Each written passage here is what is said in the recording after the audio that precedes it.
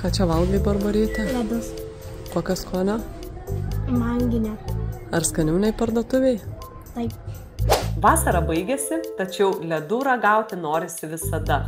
Visi žinome ir tikrai ne vienas sveikos mitybos specialistas nuolat sako, kad ledai parduotuvėse nėra pats sveikiausias pasirinkimas ir jų ant mūsų stalo turėtų būti kuo rečiau.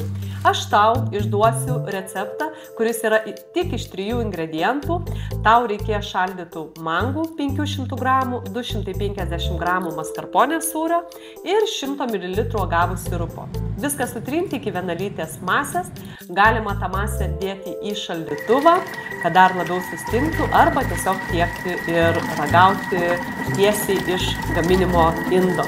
Be galo skanūs ledai, maistingi ir išbandyk šiuos ledus ir tu.